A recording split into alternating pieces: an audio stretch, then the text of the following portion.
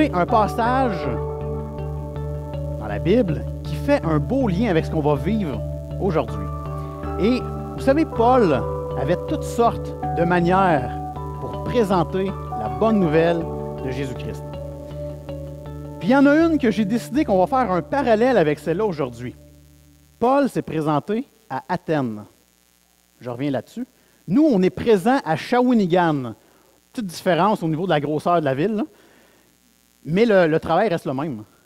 Notre mission en tant que chrétien reste la même.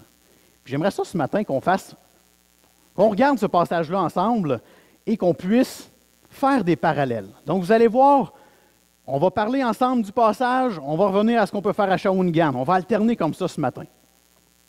Donc tournez avec moi, pour ceux qui ont leur Bible, dans le livre des Actes des Apôtres, au chapitre 17.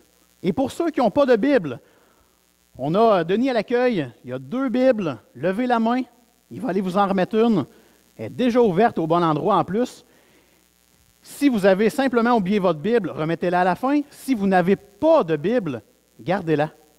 C'est un cadeau qu'on vous fait ici à l'Église, on vous donne une Bible pour que vous puissiez la lire chez vous durant la semaine.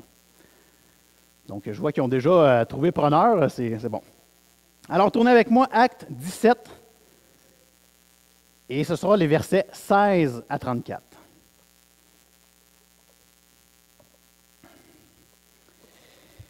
Verset 16. Comme Paul les attendait à Athènes, il sentait au-dedans de lui son esprit s'irriter à la vue de cette ville pleine d'idoles. Il s'entretenait donc dans la synagogue avec les Juifs et les hommes craignant Dieu, et sur la place publique chaque jour avec ceux qu'il rencontrait.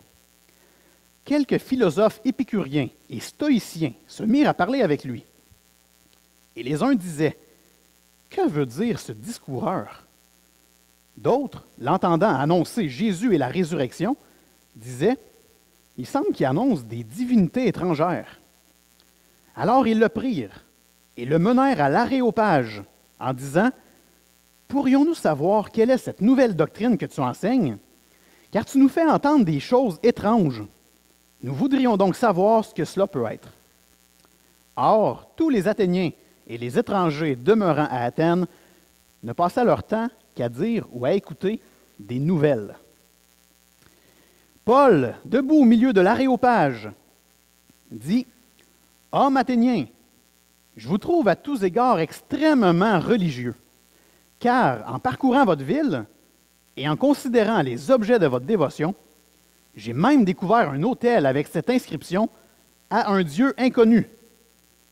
Ce que vous révérez sans le connaître, c'est ce que je vous annonce. Le Dieu qui a fait le monde et tout ce qui s'y trouve, étant le Seigneur du ciel et de la terre, n'habite point dans des temples faits de mains d'hommes. Il n'est point servi par des mains humaines, comme s'il avait besoin de quoi que ce soit. Lui qui donne à tous la vie, la respiration et toute chose. Il a fait que tous les hommes, sortis d'un seul sang, habitent sur toute la surface de la terre, ayant déterminé la durée des temps et les bornes de leur demeure. Il a voulu qu'ils cherchent le Seigneur et qu'ils s'efforcent de le trouver en tâtonnant, bien qu'il ne soit pas loin de chacun de nous, car en lui nous avons la vie, le mouvement et l'être. C'est ce qu'ont dit quelques-uns de vos poètes. De lui nous sommes la race. Ainsi donc, étant la race de Dieu, nous ne devons pas croire que la divinité soit semblable à de l'or, à de l'argent ou à de la pierre, sculptée par l'art et l'industrie de l'homme. Dieu, sans tenir compte des temps d'ignorance, annonce maintenant à tous les hommes, en tout lieu, qu'ils ont à se repentir, parce qu'il a fixé un jour où il jugera le monde selon la justice, par l'homme qu'il a désigné, ce dont il a donné à tous une preuve certaine en le ressuscitant des morts. Lorsqu'ils entendirent parler de résurrection des morts, les uns se moquèrent et les autres dirent, « Nous t'entendrons là-dessus une autre fois. » Ainsi Paul se retira du milieu d'eux.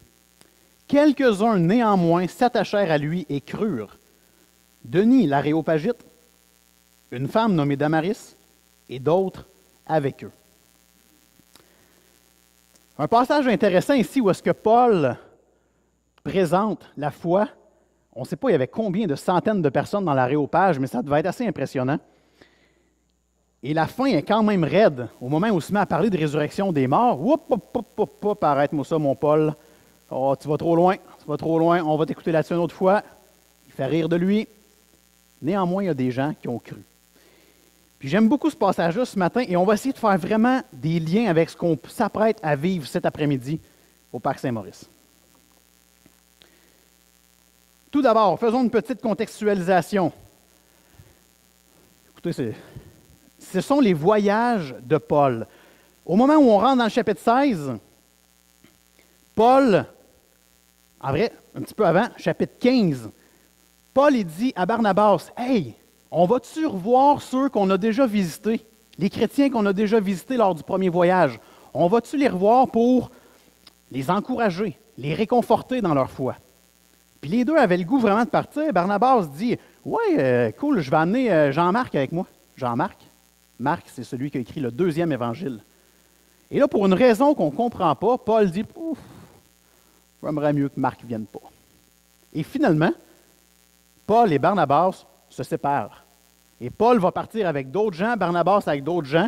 Et aujourd'hui, la gloire de Dieu a resplendi à travers ça parce que ça l'a, à la première vue, on a l'impression que c'est une division, mais en bout de ligne, il est en double pour prêcher l'Évangile partout. Dans la Grèce antique, dans la Syrie, un peu partout. Donc finalement, c'était très bien. Et là, Paul part, il fait son 2e voyage. On ne voit pas super bien, mais le voyage commence à Antioche, complètement à l'extrême droite. Et c'est les pointillés en bleu. Puis là, il se promène, puis quand on arrive à peu près au centre, j'ai un pointeur après ça. Ah, monsieur.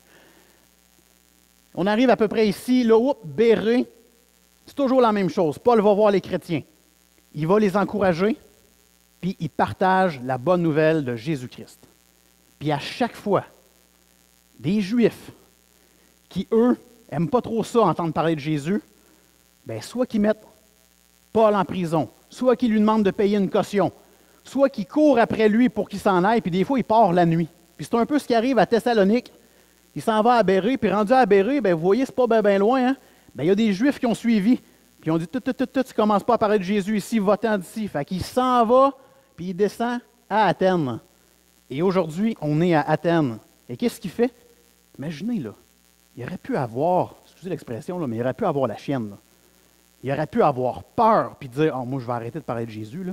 Je me fais toujours courir après, je reste toujours ma vie. Là, quelques chapitres un peu avant, là, on voit là, qu'il s'est fait lancer des roches puis laisser pour mort. Puis, tout de suite après, on voit qu'il se relève puis il continue à présenter Jésus-Christ aux gens. Moi, j'en reviens pas. Ça me dépasse. Bref, Paul était à Athènes. Et Athènes, c'est pas le Athènes d'aujourd'hui. On a visité, ma femme et moi, Athènes. Ça a beaucoup changé, mais il y a encore des choses qui sont encore là. D'ailleurs, ce que vous voyez sur le mont, c'est encore là. Athènes, au moment où Paul se présente à cet endroit-là, c'est une ville pleine d'idoles. On le voit au verset 16. Paul dit même, il sentait au-dedans de lui son esprit s'irriter à la vue de cette ville pleine d'idoles. Quand Paul dit, il sentait son esprit s'irriter, c'est qu'il sentait une énorme indignation. Il rentre dans la ville, puis il fait « Aïe, aïe, aïe, qu'est-ce qui se passe ici? » Puis pourquoi il est comme ça? Il est ému, Paul. Il voit que les gens sont perdus, complètement perdus sans Jésus. Puis avoir le nombre d'idoles qu'il y a sur place, avec toutes les statuettes, puis les autels puis dédiés à des dieux, Paul il fait « Aïe, aïe, aïe, il y a du travail à faire ici. » Puis ça m'arrive à une question pour vous ce matin. Nous, là, quand on est à Shawinigan, évidemment, on ne verra pas beaucoup de statuettes, là, mais ça vous fait tout ça en dedans de vous? Ici, ça va bien, là, on est entre chrétiens ou avec des visiteurs qui aiment quand même les choses de Dieu parce qu'ils se sont présentés ici. Mais quand on va dans la ville, ça vous fait tout ça, vous? Êtes-vous irrité? Êtes-vous triste de voir que les gens qui nous entourent n'iront pas au ciel? Ils ne savent pas c'est qui Jésus. Puis une certaine génération sait c'est qui Jésus intellectuellement, mais une autre génération ne savent même pas c'est qui Jésus. Moi, je vous le dis, là, je m'attriste moi-même des fois. Parce que je me promène dans la ville comme si de rien n'était. Hey, je suis chrétien. Si je suis chrétien, là, ben, je suis supposé agir comme Paul puis être irrité. Irrité ne veut pas dire d'aller battre tout le monde puis hey, ma gang de. C'est pas ça que ça veut dire. Ça veut dire qu'il faut prier pour ces gens-là. Il faut demander au Seigneur qu'il se révèle dans le cœur de tous ceux qui nous entourent. Je ne le fais pas assez. Bref, Athènes, c'est une énorme ville. Quelques siècles avant ce moment-là, avant Jésus-Christ, c'était la ville la plus importante. Une ville où est-ce que on y retrouve le centre culturel des arts, la culture et surtout la philosophie. Beaucoup de philosophes sont nés ou ont séjourné à Athènes. Pour en nommer quelques-uns, on a Socrate, Platon, Aristote, tous des noms qu'encore aujourd'hui, les gens, on est influencés par leur école de pensée. Il y avait d'autres philosophes aussi. Il y avait, attendez un petit peu, je l'ai noté ici, Épicure. Ça ne vous dit rien, mais on va le voir aujourd'hui. Épicure est à la tête de l'école de pensée épicurienne, qu'on voit ici.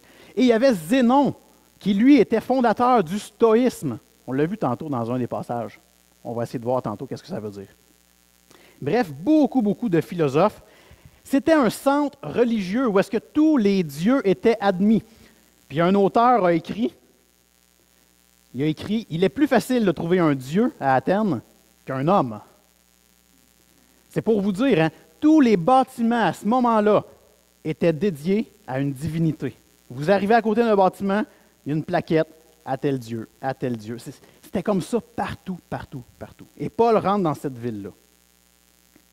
Bref, une idolâtrie flagrante. Faisons un parallèle maintenant avec la situation à Shawinigan.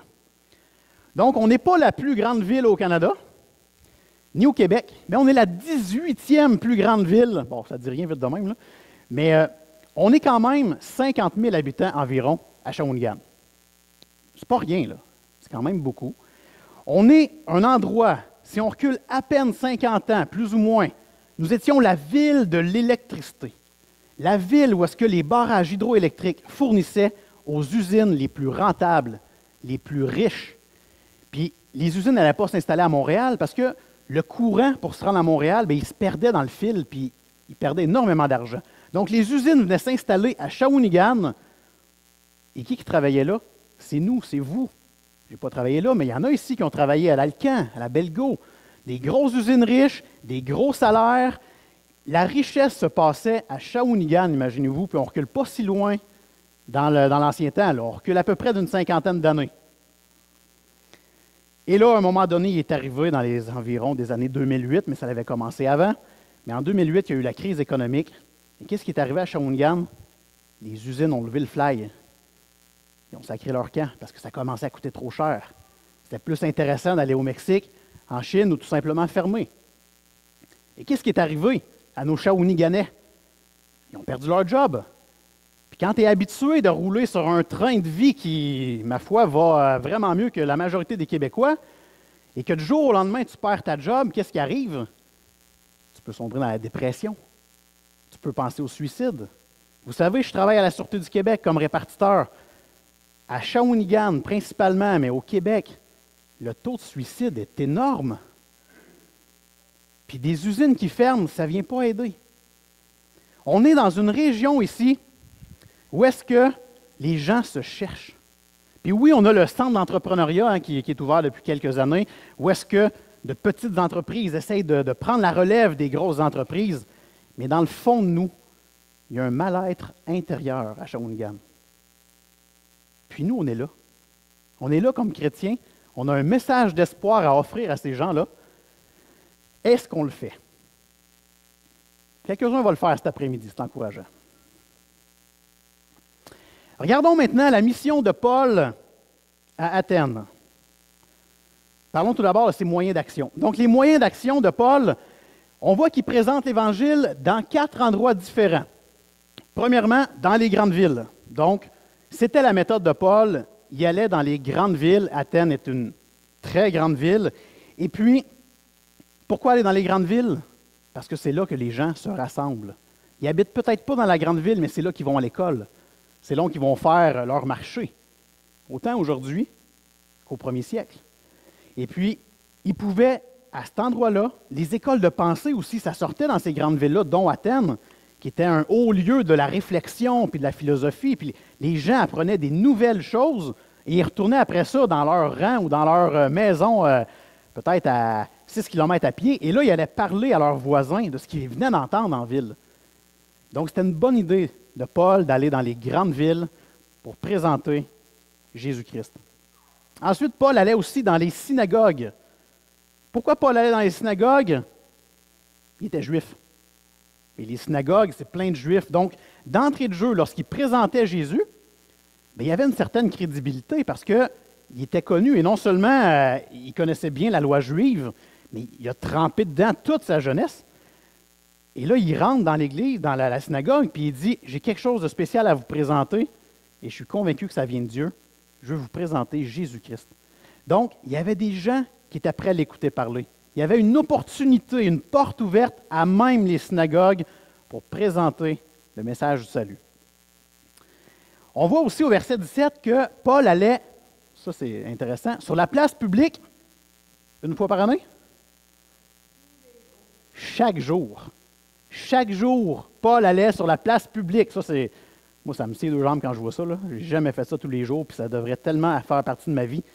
Mais bref, Paul faisait ça, il était investi d'une mission. Et pourquoi sur la place publique, en plein air? Parce que les gens sont là. Paul avait compris que s'il restait entre 4 murs dans la synagogue, à un moment donné, ça tournerait en rond son affaire. C'est toujours les mêmes personnes, ou presque, qui entendent parler de l'enseignement de la parole de Dieu. Donc, il enseigne dans la synagogue, mais après ça, il va sur la place publique pour répéter sensiblement le même message. Et finalement, dans le passage de ce matin, il va à l'Aréopage. L'Aréopage, en grec, colline. Attendez un petit peu, je me l'ai noté ici, là. C'est la colline du dieu grec de la guerre. Puis elle a aussi un autre nom, cette colline-là, elle s'appelle Mars, la colline de Mars. Et en anglais, on dit Mars Hill. Et certainement que vous connaissez une église très connue aux États-Unis qui s'appelle Mars Hill. C'est de là que ça vient, l'Aréopage. C'est intéressant. Donc, Paul a été invité à aller présenter la doctrine de la parole de Dieu, de Jésus-Christ, à l'Aréopage. Et pour que vous compreniez bien, ce n'était pas surprenant pour les gens de se présenter là. L'Aréopage servait justement à entendre des philosophes, des prédicateurs, puis eux allaient exposer leur enseignement, leur doctrine. Donc c'était normal. Paul est allé, comme plein d'autres l'ont fait, il est allé présenter ce en quoi il croit. Regardons maintenant notre mission à Shawinigan. Nos moyens d'action, je suis quand même très content de dire qu'on se présente à au moins 3 endroits. Nous, on n'a pas d'aréopage ici, là, fait qu'on ne peut pas vraiment se présenter là. Mais les 3 autres, c'est intéressant. On se présente tout d'abord dans la grande ville. Shawinigan n'est pas la plus grande ville, mais c'est quand même la ville-centre du centre Mauricie. Quand les gens de Saint-Boniface, les gens de Saint-Tite, les gens de Mont-Carmel, quand ils vont faire leur commission, leurs achats, quand ils vont à l'école, très souvent, ils se rassemblent à Shawinigan. On est présent à Shawinigan. C'est intéressant. Ensuite, on se présente également dans l'Église avec les chrétiens et les visiteurs qui ont un intérêt sur les choses de Dieu. Il faut se laisser enseigner dans une Église pour qu'après ça, on ait le goût d'aller sur la place publique. C'est ici l'endroit où est-ce qu'on entend parler de Dieu, de ce qu'il a fait à la croix par son Fils Jésus. Puis lorsqu'on se laisse enseigner dimanche après dimanche ici, après ça, on a le désir d'aller sur la place publique. Puis vous savez quoi? Si on ne va pas ailleurs que dans l'Église pour partager l'Évangile, on est en train de ne pas répondre à un commandement de Jésus qui nous dit « Allez et faites de toutes les nations des disciples. » Allez, sortez. C'est une erreur de croire que ce commandement-là est réservé seulement à 2-3 zélés qui n'ont pas peur, là. À partir de maintenant, il faut se rentrer dans la tête que ce n'est pas réservé à un petit groupe là, qui ont le don de l'évangélisation. C'est un terme que Jésus a utilisé, c'est pour nous tous. C'est à nous tous. Si c'est vraiment une bonne nouvelle, on est supposé aller la partager. On n'est pas supposé rester avec elle et la garder secrète. Et bref, on va sur la place publique. Cet après-midi, on va au Parc Saint-Maurice. Dans 2 semaines, on va au Parc Saint-Jean-Baptiste. À la fin du mois, on va au Philosène Café. En septembre, on va à Saint-Tite. C'est intéressant. J'ai juste nommé quelques-uns, mais on le fait. Il y a l'Expo de Trois-Rivières. On se rend loin quand même pour présenter l'Évangile, la bonne nouvelle. Donc, c'est le fun de voir, petit parallèle ici, entre ce que Paul faisait et ce qu'on fait. Moi, je suis rassuré. Je trouve que finalement, on ne réinvente pas trop la roue quand on regarde ça comme ça. Regardons maintenant les gens visés par Paul. Ça, c'est intéressant. On voit dans le verset 18 que lorsque Paul va sur la place publique, il jase avec des gens qui ont des philosophies assez spéciales. Il jase tout d'abord avec des philosophes épicuriens. Ça ne nous dit rien vite de même, j'ai décidé de faire des recherches quand même. Et des épicuriens, ce sont des gens qui recherchent le plaisir à tout prix, tout en évitant la souffrance. Donc, par le fait même, ce sont des gens extrêmement matérialistes. C'est des gens qui croient qu'en s'achetant une tondeuse, bon, il n'y avait pas de tondeuse à ce moment-là, mais pour que vous compreniez, en s'achetant un ordinateur, en s'achetant le dernier gadget, ils vont être plus heureux. Puis, ils vont laisser la souffrance de côté. C'est intéressant de voir ça. C'est aussi des gens qui croient qu'au moment où on meurt, c'est la désintégration du corps. Il n'y a plus rien. Tu meurs, c'est fini. C'est des gens, comme on le voit, qui veulent éviter à tout prix la souffrance. Et ce sont des gens qui croient que Dieu ne se préoccupe pas des affaires des humains. Donc, les dieux sont à part. Les humains sont à part. Il y a comme une séparation pour eux là, normale là-dedans. Et Paul parle aussi à des philosophes stoïciens. Encore là, des mots, tabarouette, qu'est-ce que c'est ça? Les stoïciens croient que la maîtrise de soi est la plus grande des vertus. Et ça, c'est intéressant parce que c'est un du fruit de l'esprit qu'on voit dans Galates, la maîtrise de soi. C'est juste que les philosophes stoïciens, eux, c'est un peu démesuré la maîtrise de soi. Pour eux, il faut être autant indifférent dans les plaisirs que dans les souffrances. Donc, il faut trouver une manière de ne pas se laisser embarquer trop dans les sentiments. Là. Il y a un genre de détachement sentimental volontaire pour rester indifférent. Et on le voit dans le point 3, l'absence de sentiments et de sensations. Je vous ai mis le mot entre parenthèses, stoïque. Avez-vous déjà vu ça aux nouvelles? Hein, le gars a été jugé pour un meurtre au 1er degré et lors du discours du juge, nous avons regardé le meurtrier et il était stoïque. Bien, stoïque, là, ça veut dire vraiment, là, il ne faisait rien. Ça ne dit pas ce que son cœur vivait à ce moment-là, mais son visage démontrait qu'il était complètement stoïque. Donc, absence de sentiments et de sensations. Alors, Paul faisait affaire à ces gens-là, entre autres, lorsqu'il était à Athènes. Nous, à Shawinigan, on fait affaire à quel type de gens? Certainement que des philosophes épicuriens puis stoïciens, on n'en a pas tant que ça ici, mais il y a des gens qui croient à des choses semblables. Moi, j'ai décidé de vous sortir ce que j'ai trouvé dans un livre que je n'ai pas eu le temps de lire au complet, mais que certainement que ça vaudrait la peine. C'est le livre qui s'intitule « Le Code Québec ». Il y en a-tu qui ont lu ça ici? Comme chrétien, là, je crois vraiment qu'il faut lire un livre de même. Parce que ça nous explique, dans les vrais mots, qui sont les Québécois. Puis c'est 3 hommes québécois qui ont fait des recherches là, pendant plusieurs années et qui ont essayé de sortir un peu qui étaient les Québécois là-dedans. Puis un des hommes, c'est Léger de Léger Marketing, là, qui fait des sondages. Donc, je vous ai sorti des choses parce que vous allez voir quels sont les gens qui nous entourent et même qui nous sommes là-dedans. Première phrase qu'on remarque, c'est que les Québécois, là, nous sommes la province la plus préoccupée par la pauvreté, mais aussi celle qui donne le moins aux œuvres de charité. On le voit même dans les églises. On le voit même. Tout le monde a un cœur pour les gens plus pauvres. On veut tous intellectuellement donner pour que les gens soient heureux, mais quand c'est le temps de le faire, j'ai mon épicerie la semaine prochaine, j'ai mon loyer à payer. Fait que finalement, ça passe deuxième.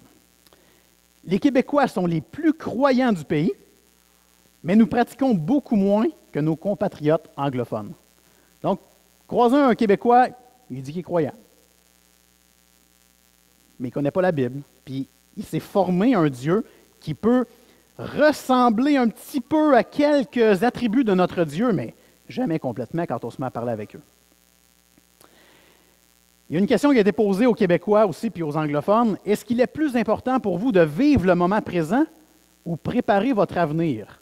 75% des Québécois ont répondu qu'il était plus intéressant pour eux de répondre au moment présent. Autrement dit, de vivre le moment présent. 75% des Québécois. Alors que les anglophones, la majorité, disent que pour eux, c'est plus important de préparer l'avenir. Et ça se voit dans nos achats. On est passionné pour quelque chose, on l'achète tout de suite parce qu'on veut du plaisir instantané. Et ça, c'est dur.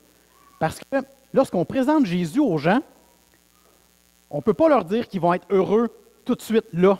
T'sais, ils ne peuvent pas dire « OK, j'achète Jésus, good ». Il va y avoir un problème. Parce que ça ne veut pas dire qu'ils vont vivre la joie que Dieu nous promet. Ça ne veut pas dire qu'ils vont la vivre tout de suite. Et là, les Québécois, si on ne vit pas la joie tout de suite, bien, on est malheureux. Fait que c'est dur de présenter le message du salut comme ça. Et finalement, ça, c'est vraiment quelque chose qui m'a touché directement. Les Québécois sont le peuple de l'extrême centre.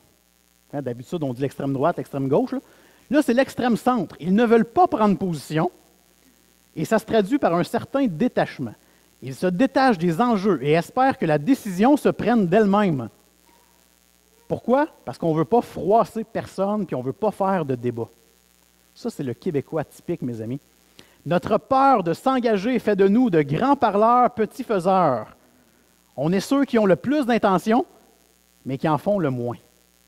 Puis savez-vous quoi? On est peut-être chrétiens ici, là, mais on est des Québécois.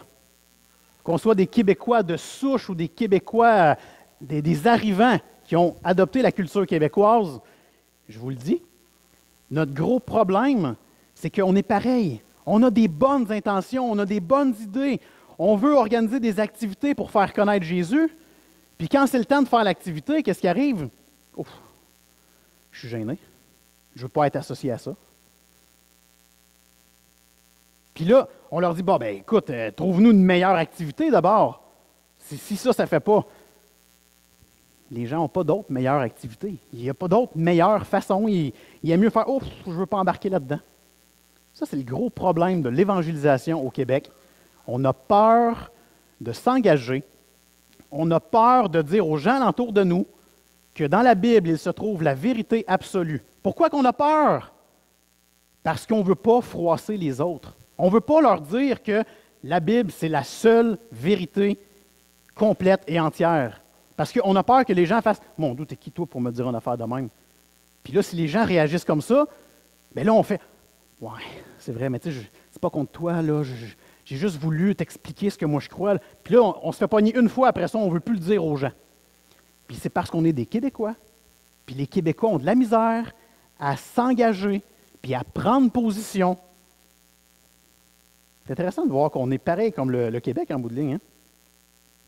Vous savez, Paul, là, il aurait pu se dire la même chose. Il aurait pu se dire, moi j'arrête de parler de l'Évangile. Vous avez vu le texte, là, on va continuer tantôt. Là. Vous allez voir son discours. Là. Il a-tu passé par 4 chemins pour expliquer Jésus? Non. Il a dit des choses qui ont choqué. Puis il l'a dit pareil, puis il y a des gens qui s'y ont cru pareil. Nous, qu'est-ce qu'on fait? On passe à droite, on passe à gauche, puis finalement, on n'atteint jamais le centre, on n'atteint jamais, on ne dit jamais aux gens qui ont besoin de repentance, on ne dit jamais aux gens qui ont péché, on ne dit jamais aux gens que s'ils veulent aller à Dieu, ils ont besoin de Jésus. Dès qu'ils nous disent « je suis croyant », « hey, cool, moi aussi ». Il y a quelque chose qu'il faut améliorer à ce niveau-là, ça c'est clair. Justement, regardons le discours de Paul. Regardez bien comment Paul présente l'Évangile, et ça peut nous donner un bon point de référence pour nous cet après-midi ou un autre moment dans la semaine ou dans l'année. Les premiers versets, Paul commence avec un contact. Il fait un contact avec eux à l'aide d'une observation qu'il a faite. Quelle est l'observation que Paul a faite en rentrant dans Athènes? Il a vu un autel qui était marqué dessus « à un Dieu inconnu ». Puis il a pogné cette porte ouverte-là, puis il dit « Hey, j'ai vu que vous êtes pas mal religieux, vous. » C'est ça, il a vu le nombre d'idoles alentour. Clairement, les gens croient en quelque chose, donc ils sont religieux.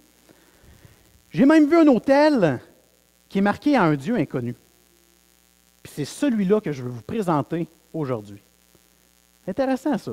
Et là, il part, puis il ne va pas de main morte. Là. Verset 24, il explique que le Dieu qu'il présente aujourd'hui, c'est le Dieu créateur, le Dieu qui a créé toutes choses, et le Dieu souverain, Donc, le Dieu qui contrôle toutes choses.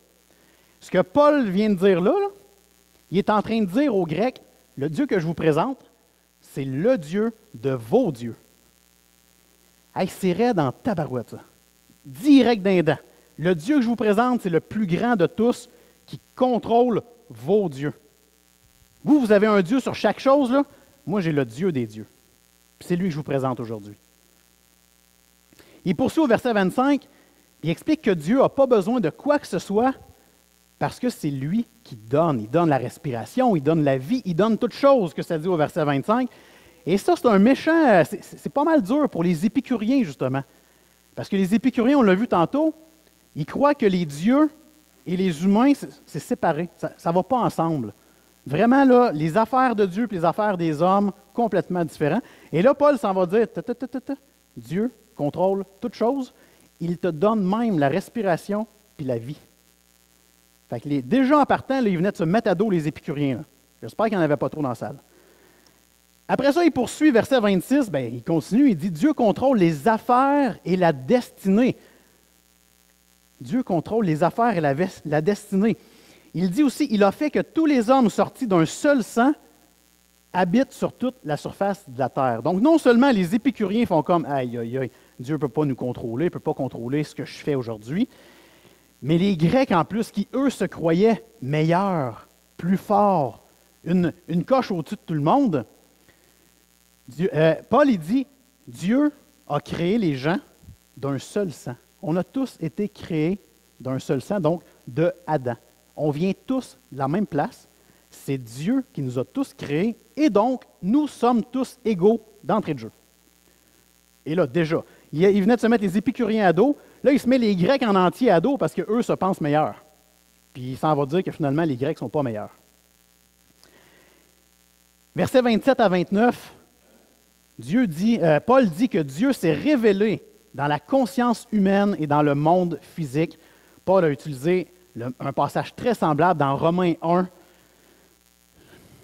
Écoute, il dit vraiment, montez une montagne, là, ça c'est dans mes moi, là. Montez une montagne, regardez en bas, puis vous allez tout de suite saisir qu'il y a quelque chose de plus grand que nous autres. C'est automatique. Puis, dans le monde qu'on voit alentour de nous, on est capable de reconnaître qu'il y a un Dieu qui a créé toute chose. Puis tout le monde, c'est ça qu'il dit dans la parole de Dieu, dans la lettre aux Romains, ici, il dit tout le monde est capable de reconnaître que par la création, c'est évident que Dieu existe. Puis même par la conscience, les lois morales, le bien et le mal, Dieu a mis ça à l'intérieur de chaque être humain. Tu dois savoir que Dieu existe. Il s'est manifesté dans un monde visible, puis dans un monde moral, invisible. Et ça, c'est encore une fois, c'est tellement direct ce que Paul fait avec ces Grecs-là pour l'écouter. Et là, il poursuit, puis là, c'est un peu le clou qui a, ou la goutte qui a débordé dans le vase. Dans le verset 30 à 31, il dit, OK, c'est beau de reconnaître qu'il y a un Dieu créateur, même les Québécois connaissent tous qu'il y a un Dieu créateur, mais reconnaître l'existence de Dieu ne procure pas la foi qui sauve. Et c'est là qu'il arrive avec Jésus, puis il ne nomme jamais dans son passage. Il dit que, verset 30, Dieu, sans tenir compte des temps d'ignorance, annonce maintenant à tous les hommes, en tout lieu, qu'ils ont à se repentir. Vous avez décidé de garder la vérité captive, Romains 1, puis à cause de ça, vous devez vous repentir. Vous avez décidé que Dieu vous le mettiez dans votre poche. Puis à cause de ça, vous devez demander pardon. Puis vous devez le faire parce que, et là il arrive avec le verset 31, parce qu'il a fixé un jour où il jugera le monde selon la justice, par l'homme qu'il a désigné, ce dont il a donné à tous une preuve certaine en le ressuscitant des morts. Il est en train de parler de Jésus ici. Si, OK, vous reconnaissez que Dieu a créé toute chose, mais vous n'avez pas reconnu que c'était le Dieu des dieux, repentez-vous. Repentez-vous parce qu'un jour, Jésus va venir juger. Qu'est-ce que vous avez fait de cette vérité-là? Puis j'ai trouvé ça intéressant de voir ça, et là on trouve dans, tournez pas, mais je l'ai marqué ici, dans Jean 5, Jésus qui parle et qui dit, « Le Père ne juge personne, mais il a remis tout jugement au Fils, afin que tous honorent le Fils comme il honore le Père. » Puis il dit au verset 24, « En vérité, je vous le dis, Celui qui écoute ma parole et qui croit à celui qui m'a envoyé a la vie éternelle et ne vient point en jugement. Donc, si tu crois en Jésus, il n'y a pas de stress là. C'est si tu n'y crois pas qu'on a un problème. Puis, Paul, c'est sa manière de présenter l'Évangile. Il explique qu'il y a un Dieu créateur. Il explique que tu peux croire en lui, mais il va te manquer quelque chose. Il va te manquer Jésus. On va revenir là-dessus un peu plus loin. Quel pourrait être notre discours à nous? Puis là, évidemment, j'aurais tellement aimé ça, vous apporter une recette gagnante, là. 3 œufs, une tasse de farine, puis le tour est joué. Là. Ça ne marche pas comme ça. Puis même pour Paul, ça ne fonctionnait pas comme ça. Ce qu'on sait par contre, c'est que les premiers chrétiens aimaient partager le message en plein air. Et là, je vous ai mis des références. Au moins à 5-6 références, on voit les chrétiens qui sont dehors en train de présenter Jésus-Christ comme sauveur. On voit aussi que les prédications, la façon d'apporter le message, se fait de façon spontanée. Donc, prédication spontanée, puis ça c'est intéressant, je me suis dit, aïe aïe, c'est pas la prédication qui est préparée, tu sais, comme moi durant la semaine, là, je me suis dit, bon, 45 minutes, il faut que je me prépare, ça prend à peu près 12 heures se préparer. Grosso modo. Non, c'est le prédicateur qui est préparé du jour 1 où il a reconnu Christ comme son sauveur jusqu'au moment où il présente la bonne nouvelle aux gens. Cette personne-là, ce chrétien-là, est préparé. Et donc, ce sont des prédications spontanées, presque un peu à l'improviste, mais la personne qui présente le message est préparée. Et là, on regarde, prédication spontanée qui implique un point de contact.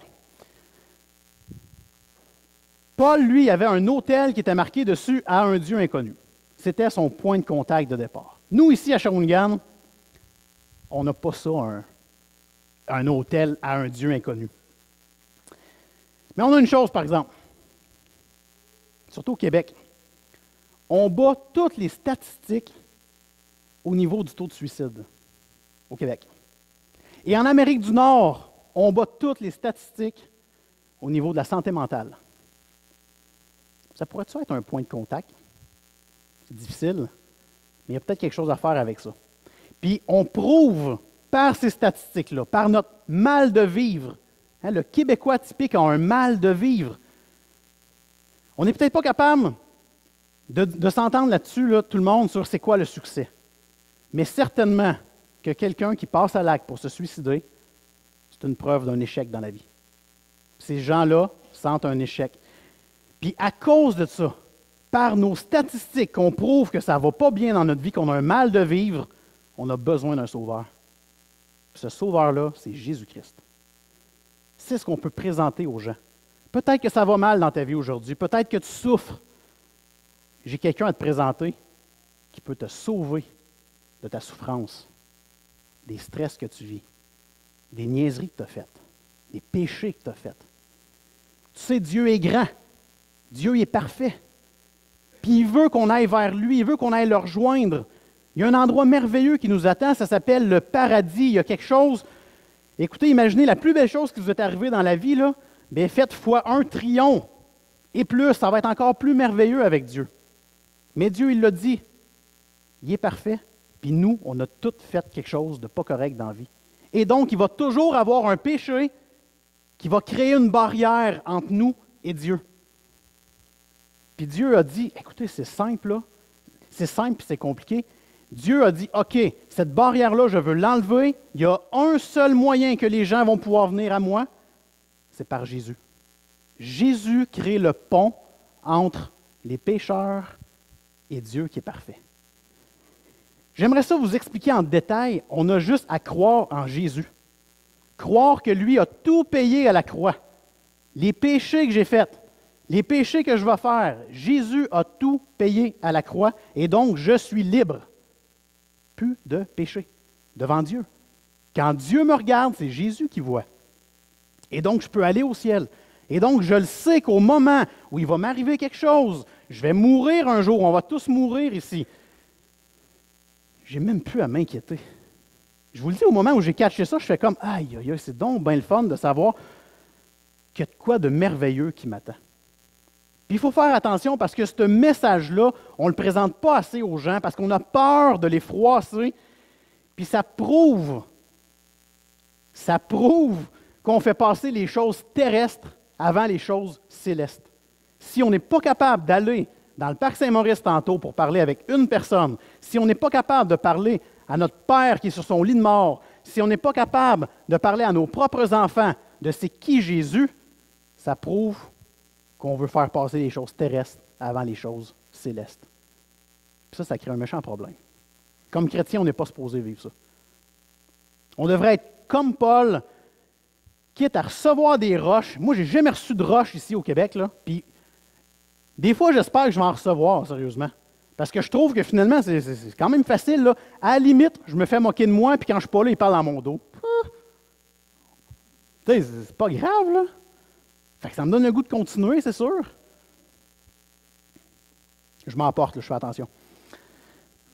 Alors, regardez, il prend un point de contact. Nous, on peut certainement prendre comme point de contact la souffrance des gens, des Shawiniganais, des Québécois, puis leur dire, tu sais, il y a quelqu'un qui peut nous sauver de cette souffrance-là, puis c'est Jésus.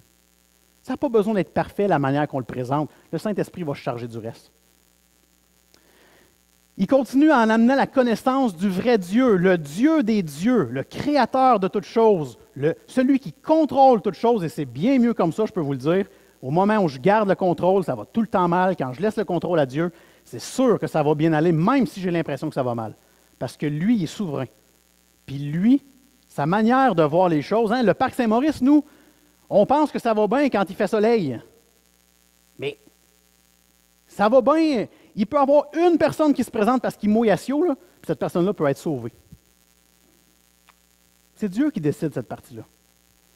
Et donc, on doit amener à la connaissance du vrai Dieu, le Dieu créateur, mais il faut surtout, et là, c'est là qu'on s'arrête comme chrétien à Shawinigan, au Québec, on s'arrête trop souvent sur « Ah, tu crois que Dieu a créé toute chose? » On croit le même Dieu. Il manque Jésus. Il manque Jésus. On croit le même Dieu, mais nous, on a le pont qui est Jésus-Christ qui nous mène à Dieu. Les autres ne l'ont pas. Il faut présenter Jésus. Il faut montrer la nécessité qu'on doit se repentir. Si toute ta vie, tu as su que Jésus était celui qui t'amenait à Dieu et que tu as décidé de ne pas croire en lui, repens-toi. Demande pardon pour tes péchés. Crois que Jésus seul a payé pour toi, puis crois qu'il va prendre soin de toi, toujours.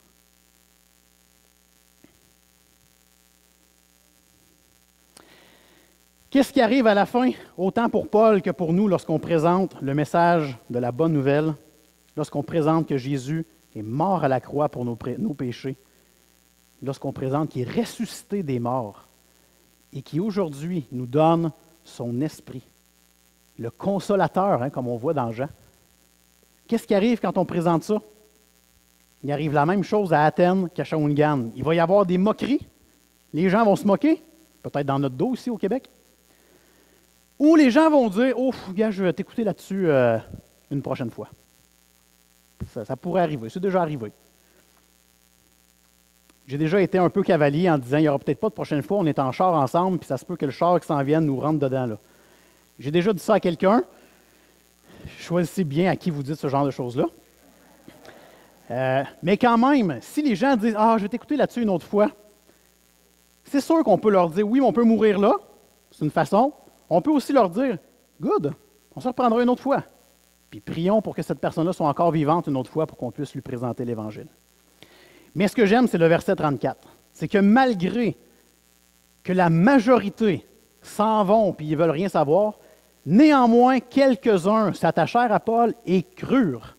Et là, on a Denis, pas n'importe qui, Denis l'Aréopagite, le gars qui était responsable de ce building-là. Là. Il a cru. On pouvait-tu s'attendre à ça? Il y a une église au Québec où est-ce que le responsable de la technique n'était pas chrétien, il était assis en arrière là, puis ça se passe dans un théâtre. Donc le gars, il est payé en arrière pour que les gens fassent leur église. Bien, ce gars-là est venu à Christ. C'est impressionnant quand même. Et donc, il faut savoir que la majorité n'entendront pas bien, vont être voilés, vont être aveugles, vont peut-être se moquer de nous. C'était de même dans le temps de Paul aussi. Il faut le savoir, ça. Mais néanmoins, il y en a qui vont croire. Et c'était de même dans le temps de Paul, ça va être de même dans notre temps aussi. Ça ne changera pas, ça. J'inviterai le groupe de louanges à s'avancer. On a un petit peu de temps. J'aimerais, avec le passage qu'on a vu ce matin et le parallèle qu'on a fait avec Shawinigan, j'aimerais ça qu'on prenne un temps de prière. Donc, Mick va nous jouer un petit peu d'instrumental avec sa guitare. Vous êtes libre de prier à voix haute dans votre cœur. Ça vous appartient. Regardez ce que j'ai mis à l'écran. Vous savez, une activité comme on fait cet après-midi, je vous l'ai dit, si on fait juste ça, ça ne donne rien. Mais si par la prière, on remet toutes ces choses-là à Dieu, si on croit fermement qu'on ne fait pas ça pour rien, puis que Dieu va peut-être sauver une personne, peut-être qu'il va la sauver l'année prochaine, peut-être qu'on va être surpris au ciel de voir des gens qui se sont présentés au Parc Saint-Maurice.